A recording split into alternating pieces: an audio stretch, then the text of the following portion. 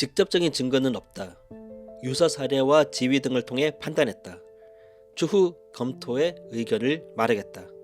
쉽게 말해 아무런 증거는 없지만 지들이 생각하기에 그러지 않았을까 하는 추측으로 기소를 했다는 말입니다. 이게 바로 이재명 쌍방울 대북 송금 사건의 진실입니다. 검찰이 조작 수사와 정치 기소 정황이 드러났습니다.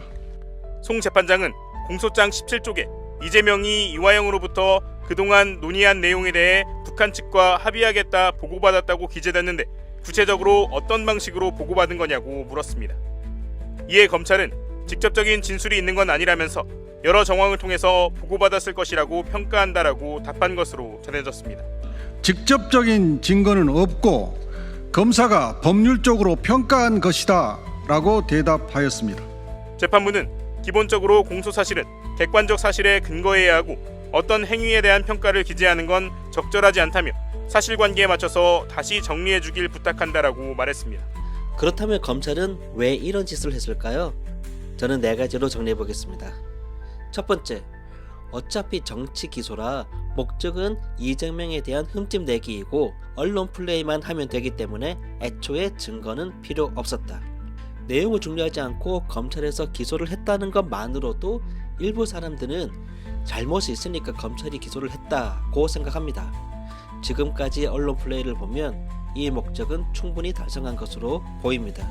두 번째, 검찰 본인들 입장에서는 뇌물을 받지 않는다는 것은 있을 수 없는 일이기 때문에 모두가 뇌물을 받았을 것이라고 미리 단정했다. 거리 시위에 돈을 받지 않고 자발적으로 나온다는 것을 이해 못하는 사람들이 아직 많습니다. 뇌물을 받을 수 있는 위치이지만 뇌물을 받지 않고 주어진 일에 충실한 사람들도 많습니다.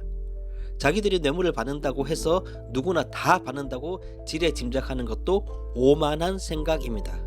세 번째, 증거 조작이 일상이라 일단 기소를 먼저 하고 증거는 언제든 조작하면 된다고 생각했다. 없는 증거는 조작해서 만들고 지들한테 불리한 증거는 사법부에 제출도 하지 않고 검찰이 가진 기소 독점권을 이렇게 악용해온 습관이 그대로 또 나타난 것입니다. 네 번째, 그동안의 사법 카르텔이 있기 때문에 판사랑 미리 얘기될 거라 생각했다.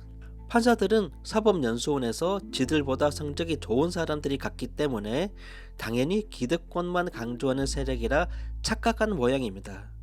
물론 그런 판사들도 있겠지만 그러지 않고 헌법과 법률에 따라 정의롭게 판결하는 판사들도 많습니다.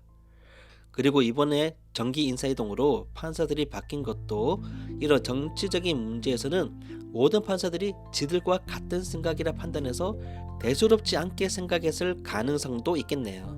아니면 대통령이 바뀔 것이 거의 확실하니까 당황해서 판사들과 미리 작전 짜는 것을 깜빡한 걸까요? 어떤 이유가 되었건 이렇게 증거도 없이 기소부터 진행한 것은 절대 용서할 수도 용서가 되어서도 안 됩니다. 재판부는 검찰의 조작 수사와 정치 기소 사실을 밝혀내어 사필 규정을 이루어 주시기 바랍니다.